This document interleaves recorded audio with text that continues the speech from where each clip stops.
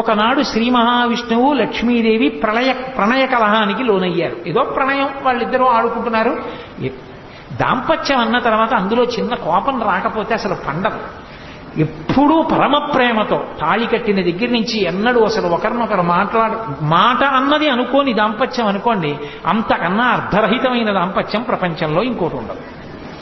ఎప్పుడో అప్పుడు దెబ్బలాడుకోవాలి. అంటే కావాలని ముహూర్తాలు పెట్టుకుని దెబ్బలాడుకోమని నా ఉద్దేశం కాదు. ఏదో చిన్న మాట పట్టింపు, కొద్దిగా కోపం వస్తుంది, అది భయంకరంగా ఎవరో జోక్యం చేసుకునే అవసరం రాకూడదు.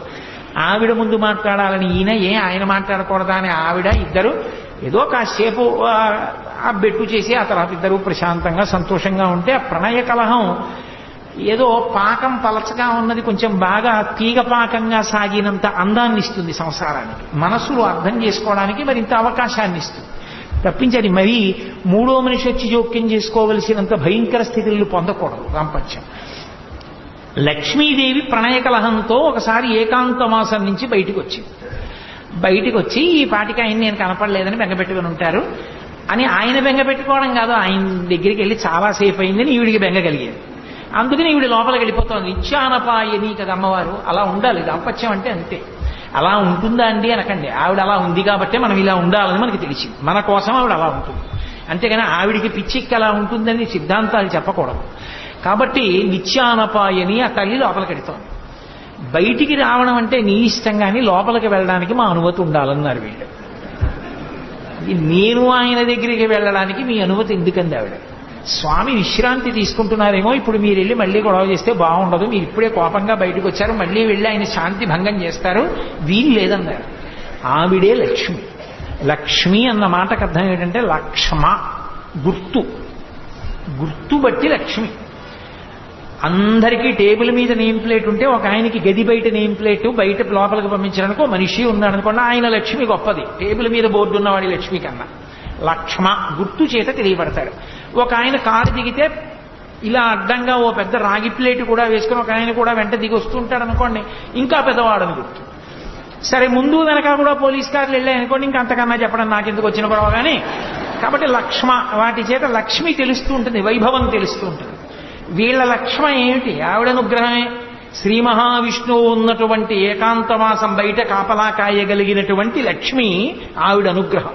అందుకే అమ్మవారికి ఒక పేరుంది యశస్విని, కీర్తినిచ్చేది అని. ఇంతమంది ఇలా కూర్చుంటే నేను ఒక్కడనే ఇక్కడ కూర్చుని మాట్లాడితే మీరు వింటున్నారంటే నా గొప్ప కాదు. అయ్యో వీడు మాట్లాడితే అంతమంది వినేటట్టు చేసి వీడు చెప్పాడన్న కీర్తిని వీడికి కట్టపెట్టి వీడిని సంతోషింపజేస్తానని అమ్మవారు అనుగ్రహిస్తే ఇక్కడ కూర్చున్నాను. కాబట్టి ఆవిడ యశస్విని. దానివల్ల ఎవరు సంతోషిస్తోందంటే మా అమ్మ సంతోషిస్తోంది నాతో పలికించి. ఇవన్నీ నేనే పలికేస్తున్నాను అనుకుంటే అయితే నువ్వే పలుకని అందంటే నా బతుకు బయటడిపోతుంది. అది అమ్మవారి యొక్క తత్వం. కీర్తినిచ్చింది ఆవిడ. జయ విజయులుగా ఉండండిరా అంది ఆవిడ. ఉండండిరా అంటే నువ్వే లోపలికి వెళ్ళొద్దన్నారు వాళ్ళు. ఆవిడంది మీ లక్ష్మి తొలగిపోతుంది. మీ లక్ష్మి తొలగిపోతుందంటే ఓ కారణం రావాలిగా. అందుకు వెనకాల వచ్చారు సనకసననాథులు. వాళ్ళు ఎప్పుడూ బాలురుగా ఉంటారు. ఎప్పుడూ బాలురుగా ఉంటారంటే బాలురైన వారికి ఓ రక్షణ ఉంటుంది. తమ రక్షణ తాము చూసుకోరు. ఏ ఇబ్బంది వచ్చినా అమ్మానో నాన్నగారండి అనో అరుస్తారంతే. వాళ్ళు ఎప్పుడూ భగవంతుడినే చూస్తారు. మహాజ్ఞానులు వాళ్ళు.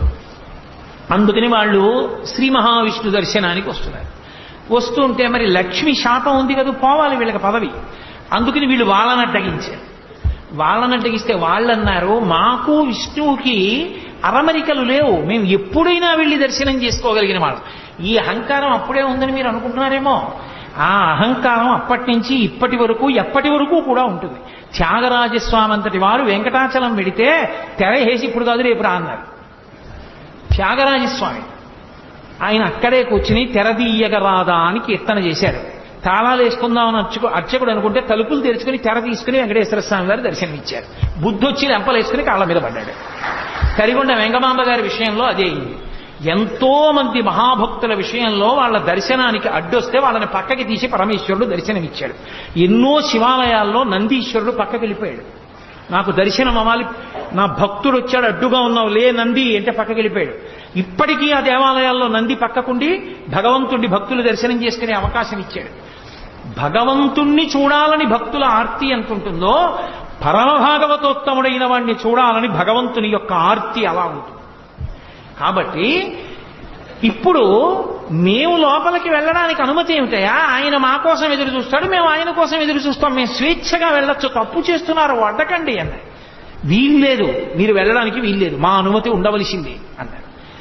మీ అనుమతి ఉండవలసిందేనా? మీరు ధూర్తతనంతో ప్రవర్తించారు, మీ యొక్క పరిధిని అతిక్రమించారు, అందుకని ఈ పదవికి మీరు పనికిరారు, మీరు ఈ పదవిని విడిచిపెట్టి భూలోకంలో రాక్షస యోనుల యందు పుట్టండని శపించారు.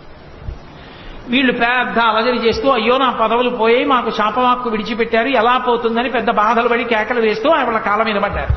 శ్రీ మహావిష్ణువు బయటికి వచ్చాడు. స్థితికారుని యందు ఒక ప్రజ్ఞ ఉండాలి.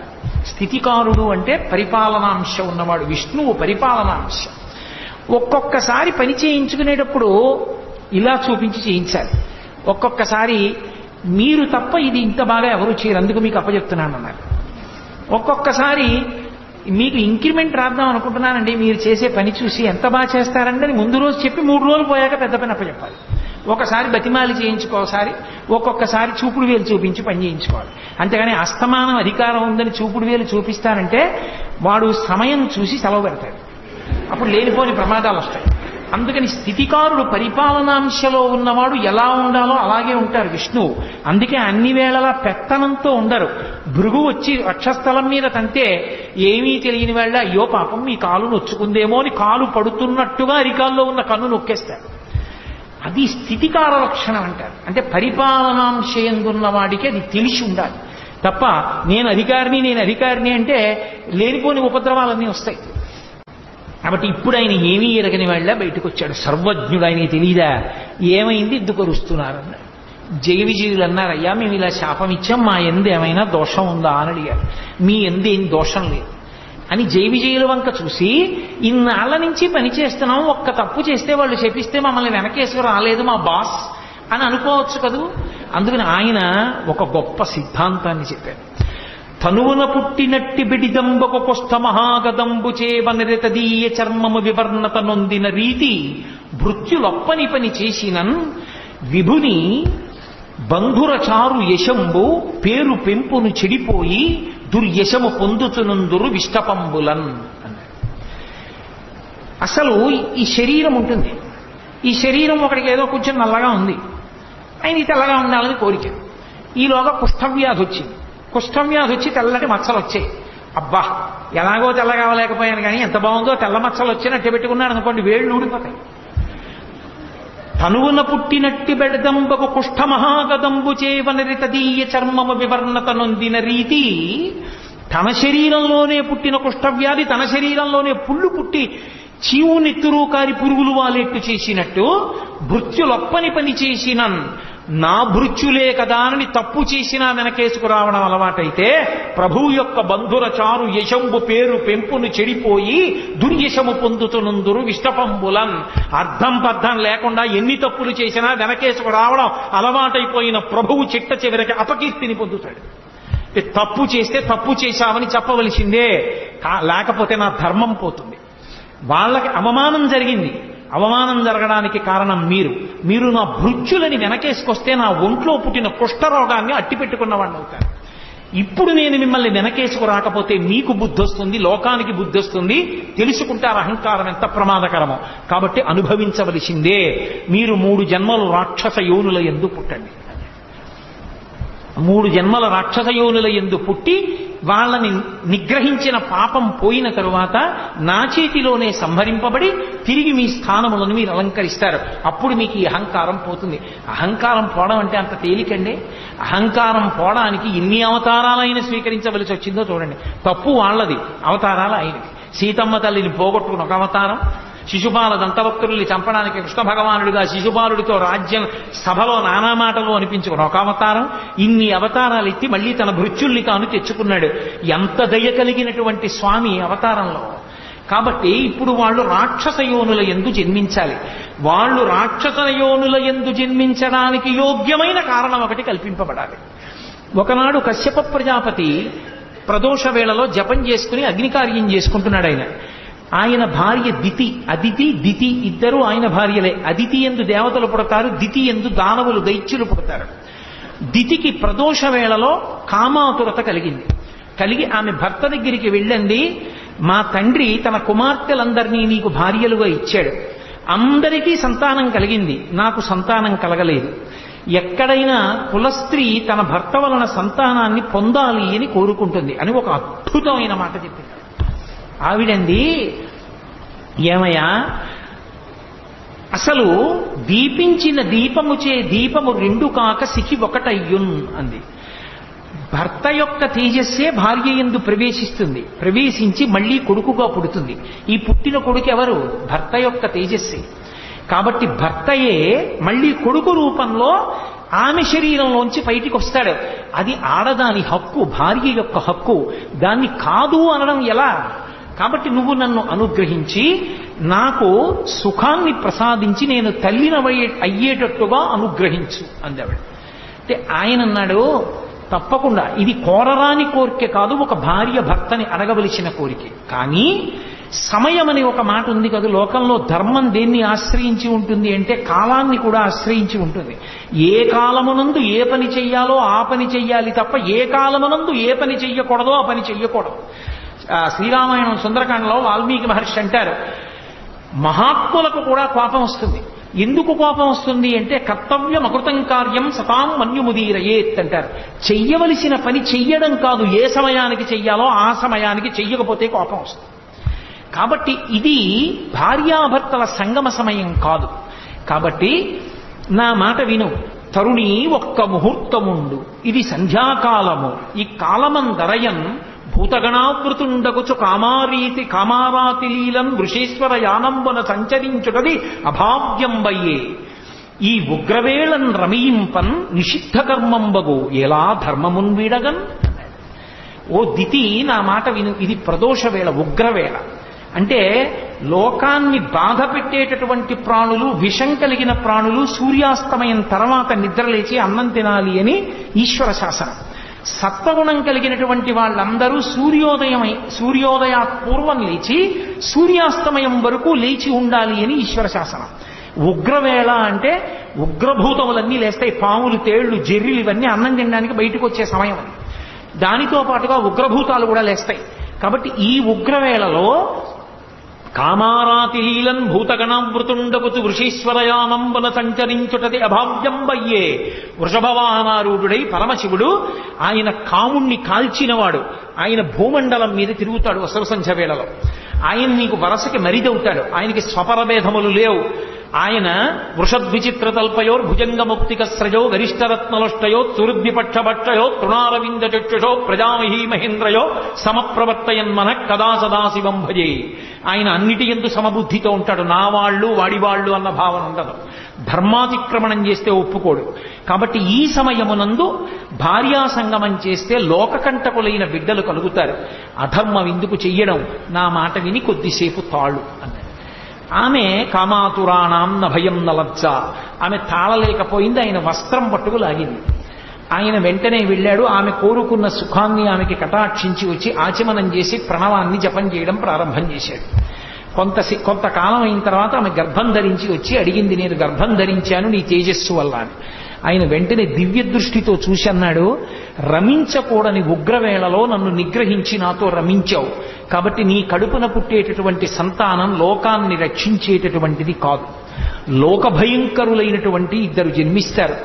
వాళ్ళిద్దరూ ఈ లోకంలో ఉన్నవన్నీ మావే, మేమే అనుభవించాలంటారు. ఆ కారణం చేత విష్ణువుకి విరోధులవుతారు. శ్రీ మహావిష్ణువు యొక్క చేతి సుదర్శన చక్రధారల చేత తరగబడి వాళ్ళ శిరస్సులు కింద పడిపోతాయి. వాళ్ళు కీర్తి వహించరు అని చెప్పాడు. ఆమె చాలా రోధించింది. ఆఖరికి ఆమెకి ఇద్దరు కుమారులు కలిగారు. ముందు పుట్టినటువంటి వాడికి హిరణ్యాక్షుడు అని పేరు పెట్టారు. వెనక పుట్టినటువంటి వాడికి హిరణ్యకశిపుడు అని పేరు పెట్టారు. ఇద్దరు కవల పిల్లలు. కవల పిల్లలు పుట్టినప్పుడు మనకి శాస్త్రంలో ఏమిటంటే ముందు ఎవరు పుడతాడో వాళ్ళు చిన్నవాళ్ళు, వెనక ఎవరు పుడతారో వాళ్ళు పెద్దవాళ్ళు. ముందు ఆడపిల్ల పుట్టి వెనక మగపిల్లాడు పుడితే అన్నా చెల్లెళ్ళు అవుతారు తప్ప అక్కా తమ్ముళ్ళు అనకూడదు. ముందు పుట్టిన వాళ్ళు చిన్నవాళ్ళు, వెనక పుట్టిన వాళ్ళు పెద్దవాళ్ళు.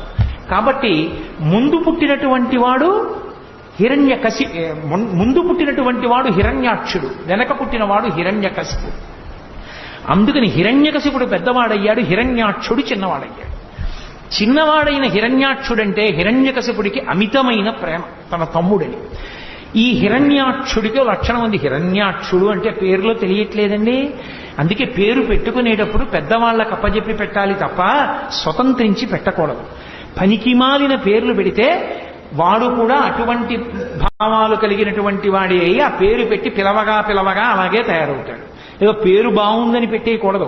హిరణ్యాక్షుడు అంటే హిరణ్యము అంటే బంగారం, బంగారము అంటే లోభమునకు ప్రతీక. బంగారం ఎక్కడ చెప్పినా రుక్మ అన్న శబ్దం వేస్తారు. అందుకే రుక్మిణీదేవి అన్నదమ్ముల పేర్లన్నీ రుక్మ, రుక్మాంగద, రుక్మకేతు, రుక్మబాహు, రుక్మకేశ, రుక్మిణి అన్ని రుక్మ అని పెట్టాడు ఆయన. రుక్మ అంటే బంగారం, బంగారం లోభానికి ప్రతీక. వాడు అనుభవించాడు, దాస్తాడు. ఇవన్నీ నావంటుంటాడు, ఇవన్నీ నావే, ఎవరికి ఇవ్వను, ఇంకోటి సుఖపడకూడదు, నేనేం చేస్తాను, నేను అనుభవించాను, దాచేసి ఇవన్నీ నావి, అంతే నా సుఖం. హిరణ్య కసిప్ అంటే పడక అనుభవానికి గుర్తు. పక్క ఎక్కడున్నా భోగానికి గుర్తు మంచం. అందుకే మంచం మీద ఏం పెట్టరు, పవిత్రమైన వస్తువుల్ని మంచం మీద పెట్టరు, ఎందుకంటే అది భోగానికి ప్రతీక కాబట్టి. అందుకే ఆఖరికి శరీరత్యాగం కూడా మంచం మీద చేయకూడదు అని.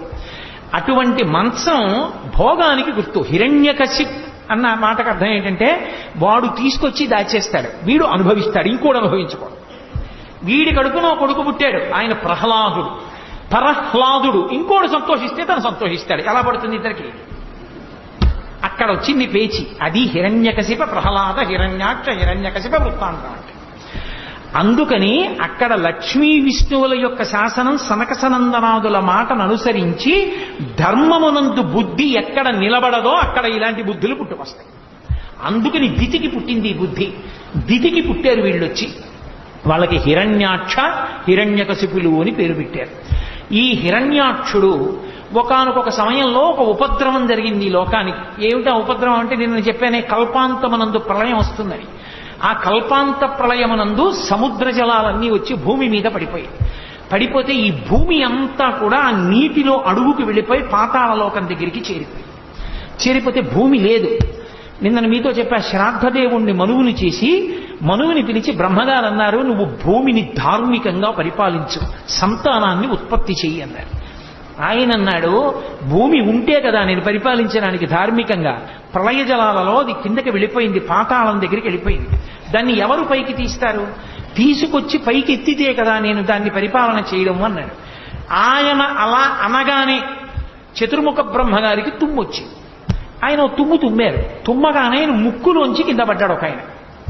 యజ్ఞవరాహమూర్తి అర్ధి అంగుష్టమాత్రదేహంబుతోడ జననమంది వియత్తల స్థాయి ఎగుచు అంతలోనే భూరిగజ ప్రమాణమయ్యే అతటి వారికి అద్భుతముగా అన్నాడు. ఆయన ముక్కులోంచి కింద పడ్డవాడు చిన్నవాడు కింద పడ్డాడు. కింద పడి అందరూ చూస్తుండగానే భూమి ఆకాశములు నిండిపోయేటట్టుగా పెరిగిపోయాడు. ఆ పెరిగిపోయినది వరాహావతారం. ఆ వరాహావతారం యజ్ఞవరాహమూర్తిగా వచ్చాడు. యజ్ఞవరాహము అన్న మాటకు అర్థం ఏమిటంటే, యజ్ఞమునందు వాడేటటువంటి పదార్థములు ఏ ఉంటాయో, సృక్కు, స్రవము, ఆజ్యపాత్ర, ఇలాంటివన్నీ కూడా ఆయన శరీరమునందు భాగములుగా మారిపోయి, అంటే పరమమంగళ స్వరూపాన్ని పొంది ఇప్పుడు సముద్రం లోపల భూమి ఉండిపోయింది. వీడికి లోభం కదు హిరణ్యాక్షుడికి, ఆ వెళ్ళిపోయిన భూమి నాదే అన్నాడు. అని ఎవరూ అక్కడికి రావడానికి వీల్లేదు, ఇదంతా నాదే అన్నాడు. లోభ బుద్ధి అంటే అంతే, ఎక్కడ ఏం ఉండనివ్వండి. ఎందుకు పనికి వస్తుందండి అని అడిగారు అనుకోండి, ఎక్కడికో వెళ్ళి ఏమిటో 150 ఎకరాలు కొన్నానంటాడు బీడు. ఎందుకు అన్నారనుకోండి, చాలా చిత్రమైనటువంటి ఉంటాయి. అక్కడ ఓ మేడ కడితే ఓ 10 మంది బతుకుతారు. ఈ పాడుపడిన ఇల్లు అమ్మబడదు, ఇది ఫలానా వారికి చెందుననో బోర్డు పెడతాడు. ఈ పాడుపడిన ఇల్లు అమ్మబడదు, వాడు అమ్మడం. పోనీ వాడు ఉండడానికి అది పాడుపడిన మేడని వాడే అంటున్నాడు, అంటే అమ్మితే ఎవడైనా కట్టుకుంటాడు. నేను ఎందుకు అమ్మావంటే ఎప్పుడో పెరుగుతుంది, నువ్వు ఉంటావా? ఇప్పుడు అమ్మితే పోనీ 10 మంది మేడ ఉంటుందిగా, నీ తర్వాత వాళ్ళకి పోనీ డబ్బు పెరుగుతుందిగా, ఇవ్వవయా అంటే ఇవ్వడు సరిగా బోర్డు పెడతాడు, అమ్మబడదు. లోభం అన్న మాటకు అర్థం అది. నువ్వు తింటావా? లక్షాధికారైన లవణమన్నమే కాని మెరుగు బంగారంబు మింగబోరు, పొందుగా మెరుగైన భూమి లోపల పెట్టి దాన ధర్మము లేక దాచి తుదకు దొంగలకిత్తురో దొరలకవునో, తేనె చుంటీగలియవా తెరువునులకు భూషణ వికాస శ్రీధర్మపుర నివాస దుష్ట సంహార నరసింహ దురిత దూర. ఏం చేస్తాడంటే అదో అవగుణం, లోభం, దాస్తూ ఉంటాడు. అది హిరణ్యాక్షుని యొక్క లక్షణం. అందుకని ఈ భూమి నాదని వాడు సముద్రంలో తిరుగుతున్నాడు. ఎవరైనా వస్తారేమో పట్టుకుపోతారేమో. ఏమో అంత భూమి ఏం చేసుకుంటావురా నువ్వంటే కావాలి. ఇప్పటికీ లేరేమిటి? ఎంతమంది లేరు? వేల వేల ఎకరాలు నావే అని దాచుకుని తిరుగుతున్న వాళ్ళు లేరు. కాబట్టి లోభబుద్ధి అది హిరణ్యాక్షుని యొక్క అంశ అది. కాబట్టి ఇప్పుడు శ్రీ మహావిష్ణువు యజ్ఞవరాహావతారాన్ని పొందారు. అది ఎంత పెద్ద వరాహం అంటే భూమి ఆకాశములు నిండిపోయి పెద్ద పెద్ద రోమాలతోటి అది సముద్రంలోకి దిగింది. సముద్రంలోకి దిగితే ఓ చమత్కారం జరిగింది. దిగి భూమి ఎక్కడ ఉంది అని ఆయన ముట్టి పెట్టి వెతుకుతున్నాడు ఇలాగ పైకెత్తుదామని. ఈ ముట్టి పెట్టి వెతుకుతూ ఉంటే ఆ సముద్రంలో ఉన్న నీళ్లన్నీ రోమకూపాల్లోకి వెళ్ళిపోయాయి. రోమకూపాలంటే వెంట్రుకల దగ్గర ఉన్న కన్నాల్లోకి వెళ్ళిపోయింది నీరు. వెళ్ళిపోయి సముద్రంలో నీళ్లన్నీ తగ్గిపోయాయి. ఆయన ఒక్కసారి వెతికి మళ్ళీ ఇలా పైకి లేచి ఇలా అన్నాడు, చెవుల్లోకి నీళ్లు వెళ్ళాయని. ఆ జూలు నుంచి నీళ్లు పైకి లేచి ఇలా చల్లుకున్నాయి. ఏదో అభిషేకం చేసిన జలాలు పాత్ర పట్టుకుని మామిడి మండ వేసి చల్లుతుంటే మనందరం ఇలా తలలు పెట్టినట్టు బ్రహ్మాది దేవతలు శ్రీ మహావిష్ణువు యొక్క అవతారం ఇది, ఆయన ఒంటికి తగిలిన నీళ్లు మీద పడుతున్నాయని అందరూ వెళ్లి తలను వంచి నమస్కారం చేసి ఆ నీళ్లన్నీ వాళ్ళ మీద పడేటట్టుగా నిల్చున్నారు. ఎక్కడ పడితే అక్కడ ఎలా పడితే అలా స్నానం చేయకూడదు. నది దగ్గరికి వెడితే సంకల్పం చెప్పి స్నానం చేయాలి. సముద్ర స్నానానికి వెళ్ళారనుకోండి, మీరు వెళ్ళి సముద్ర స్నానం చేసేసానండి అంటే ఖాతాలో పాపం వేసి పంపిస్తారు. సముద్ర స్నానం చేస్తే మహాసంకల్పం చెప్పాలి. పెళ్లిలో చెప్తారే మహాసంకల్పం, అది చెబితే తప్ప సముద్ర స్నానం చేయకూడదు. ఇప్పటికీ రామేశ్వరం వెళ్ళినా రామేశ్వరంలో సముద్ర స్నానం చేసే ముందు మహాసంకల్పం చెప్పి చెయ్యాలి. నన్ను పొద్దున్న ఆయన అడిగితే చెప్పాను, మహాసంకల్పం చెప్పి చెయ్యండి సుమా రామేశ్వరం వెడితే. మహాసంకల్పం చెప్పని సముద్ర స్నానం చేయకూడదు. నది దగ్గరికి వెడితే సంకల్పం చెప్పి స్నానం చేయాలి. కాబట్టి ఒక్కొక్క చోట ఒక్కొక్క ధర్మం. ఆయన సముద్రంలో దిగి పైకి లేచి ఇలా ఊపితే ఆయన వెంట్రుకల మించి పడ్డ నీళ్లు మీద పడితే చాలని 33 కోట్ల మంది దేవతలు ఇలా నించున్నారు. లీలాశుకుడు అన్నాడు కృష్ణకర్ణామృతంలో, యద్రోమరంధ్ర పరిపూర్తి విధావదక్షౌ ఆరాహ జన్మని బభూవ రమీ సముద్రాః తం నామనాథమరవింద దళం యశోదా పాణిద్వయంతర జలై స్నపయాం బభూవా అన్నాడు. ఓ శ్రీ మహావిష్ణువా, మీరు యజ్ఞవరాహమూర్తిగా అవతారమెత్తి సముద్రంలోకి దిగితే సముద్రంలో ఉన్న నీళ్లన్నీ మీ రోమకూపాల్లోకి వెళ్ళిపోయాయి. అసలు స్నానానికి సరిపోలేదు, బట్ట తడవలేదు, ఒళ్ళు తడవలేదు. అదే మీరు శ్రీకృష్ణ పరమాత్మగా వస్తే నా మోచెయ్యంతుండి ఆ గోపకాంత తొడల మీద పడుకోబెట్టుకుని ఆ యశోదాదేవి ఇలా దోషిటితో నీళ్లు తీసి మీ ఒంటి మీద పోస్తే పాణిద్వయాంతర జలై స్నపయాం బభూవ. ఆ గోపకాంత అయిన యశోదాదేవి దోషిట్లో నీళ్లు మీ ఒంటి మీద పోసుకోవడానికి సరిపోయాయి. ఎంత విచిత్రమయ్యా! ఒక అవతారంలో సముద్ర జలాలు సరిపోలేదు, ఒక అవతారంలో ఒక గోపకాంత దోషిట్లో నీళ్లు సరిపోయాయి. మహానుభావ, ఏదైనా నీకే చెల్లింది. అలా సముద్ర జలాలన్నీ ఆయన శరీరంలోకి వెళ్ళిపోయాయి. వెంటనే ఆయన ముట్టితో తడిమి పాతాళంతో కలిసిపోయి ఉన్నటువంటి భూమిని పైకెత్తి తన దంస్ట్ర మీద నిలబెట్టాడు. కోర మీద నిలబెట్టి పైకెత్తి భూమిని తీసుకొస్తున్నాడు సముద్ర జలాల నుంచి. అదొక అద్భుతమైన స్వరూపం. భవిష్యోత్తర పురాణంలో ఇప్పటికీ ఒక మాట ఉంది. వ్యాసుల వారు ఒక మాట చెప్పారు. అలా దంస్ట్ర మీద భూమిని నిలబెట్టినటువంటి మూర్తిని కానీ, వెంకటాచలంలో ఉన్న మూర్తి అపురూపమూర్తి, ఏదో భార్యాభర్తలు గుసగుసలాడుకుంటున్నట్టు ఉంటుంది. స్వామివారు ఇలా ఉంటే లక్ష్మీదేవి ఇలా ఉంటుంది వక్షస్థలం మీద అడ్డంగా. ఆమె చెవు ఇలా ఉందేమో, ఆమె చెవి అయ్యవారి నోటి దగ్గరికి వస్తుంది. అయ్యవారు అమ్మవారితో ఏదో మాట్లాడుతున్నట్టు ఆవిడ గుండెల మీద చెవి పెట్టి వింటున్నట్టు ఉంటుంది. అపురూపమైన మూర్తి ఆదివరాహమూర్తి. ఆదివరాహమూర్తి మీద ఒక ప్రత్యేకమైన స్తోత్రం ఉంది. ఆ స్తోత్రాన్ని నియమబద్ధంగా చదివినటువంటి వాళ్ళకి లభించనటువంటి కోరిక ఉండదు, అంత శక్తివంతం.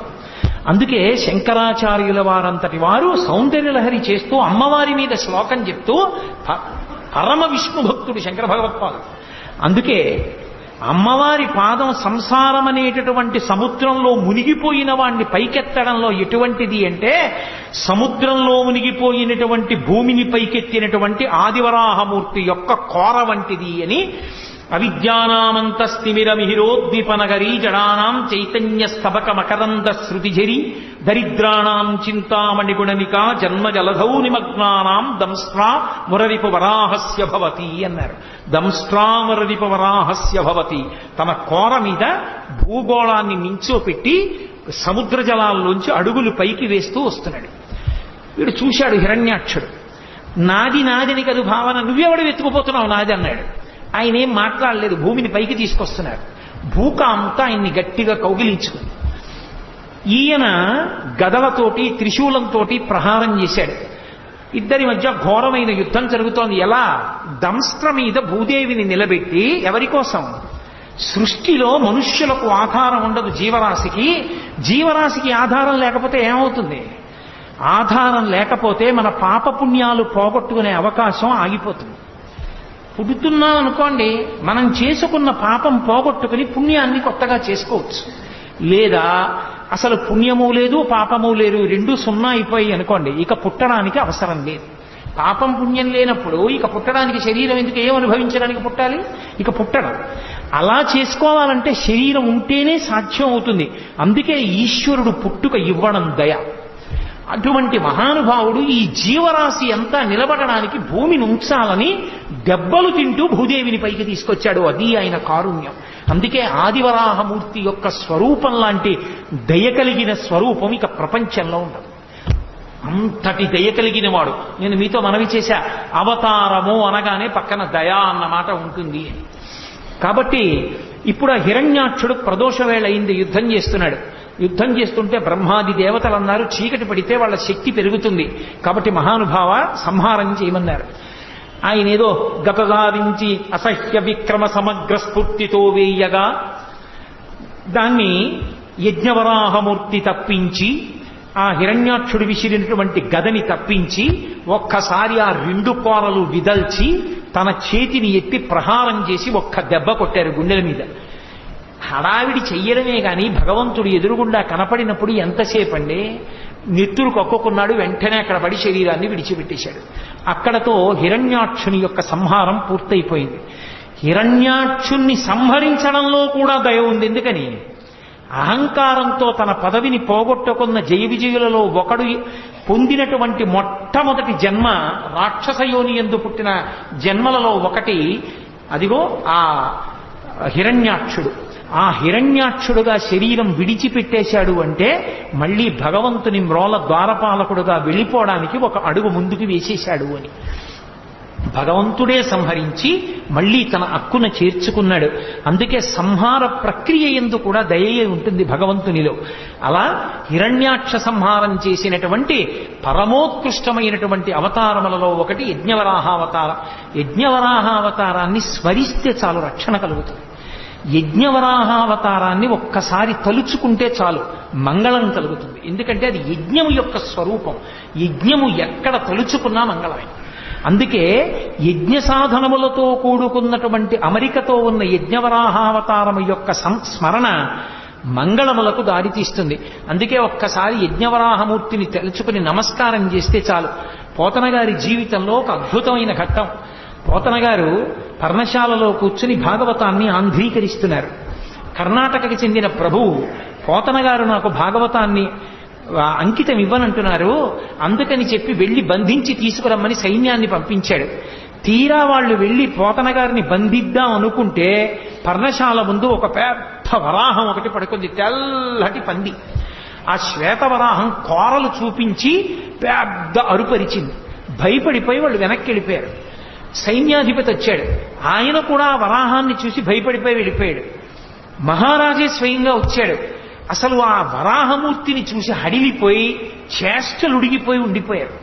లోపల మహానుభావుడు పోతన గారు ఆయన్ని నిగ్రహించను, భాగవతం నాకు అంకితం ఇవ్వమని ఒక్కసారి దర్శనం చేసుకెళ్ళిపోవాలనుకున్నాడు. ఆయన అలా అనుకోగానే పడుకున్న వరాహం లేచి ఒళ్ళు విదల్చుకుని నడుచుకుంటూ వెళ్ళిపోయింది.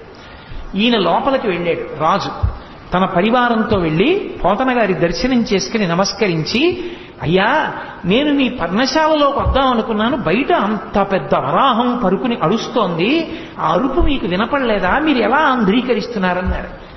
పోతన గారు 2 చేతులు ఎత్తి నమస్కరించి అన్నారు, నేను యజ్ఞవరాహమూర్తి ఆవిర్భవించినటువంటి ఘట్టాన్ని ఆంధ్రీకరిస్తున్నాను. మీరు బహుశः భాగవతాన్ని బలవంతంగా పుచ్చుకోవాలని వచ్చారు. ఆ యజ్ఞవరాహమూర్తియే నా పర్ణశాల బయట పడుకుని నన్ను రక్షించారన్నారు. పోతన గారిని రక్షించినటువంటి అవతారం ఆ యజ్ఞవరాహ అవతారం.